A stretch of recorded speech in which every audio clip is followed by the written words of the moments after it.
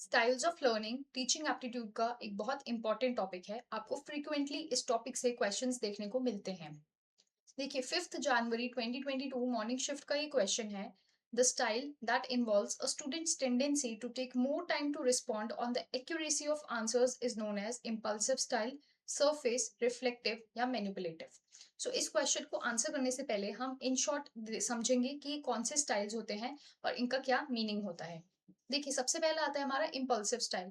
Impulsive का मतलब क्या होता है? वेरी क्विकली, जो बहुत जल्दी बिना सोचे समझे रिएक्ट करते हैं। सो कैरेक्टरिस्टिक्स क्या है? Fast response, less thinking time, more chances of mistake and they focus on speed rather than accuracy.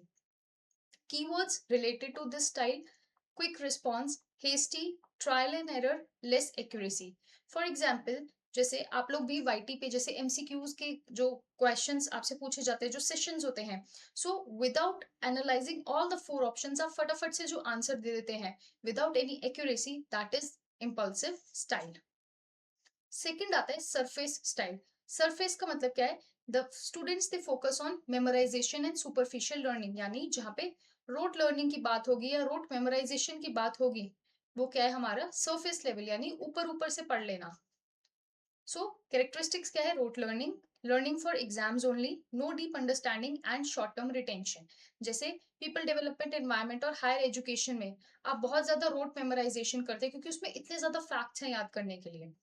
Keywords क्या है? Rote learning, memorisation, exam oriented and shallow learning. Example: a student memorises definition without understanding the concepts. So concepts आप समझ नहीं रहे हैं, आपकी conceptual clarity नहीं है, पर आप सिर्फ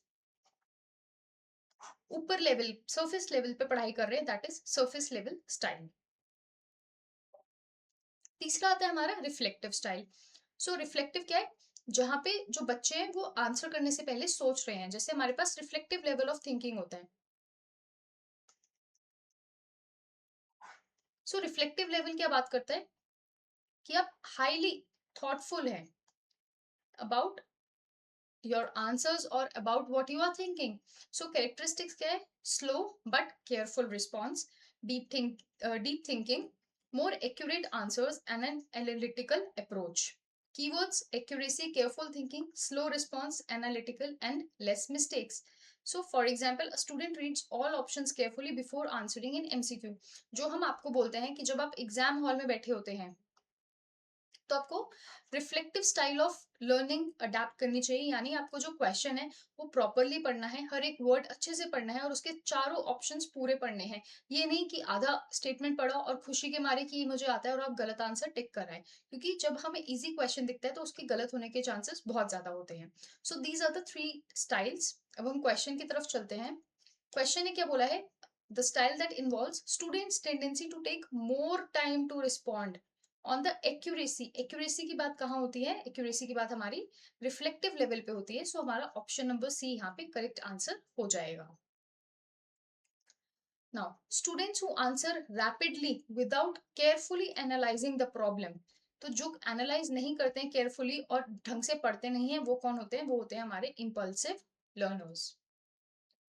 Which learning style is associated with rote memorization and examination oriented preparation? It is the surface level learning style. So that was all for today. I hope बहुत इजी कॉन्सेप्ट था, बहुत अच्छे से आपको समझ आया होगा। तो अब अगली बार आपको क्वेश्चन आएगा तो आपने क्वेश्चन को अच्छे से पढ़ना है और रिफ्लेक्टिव लेवल या रिफ्लेक्टिव लर्निंग को अप्लाई करना है। So that was all for today. Thank you so very much. See you soon. Bye bye and take care.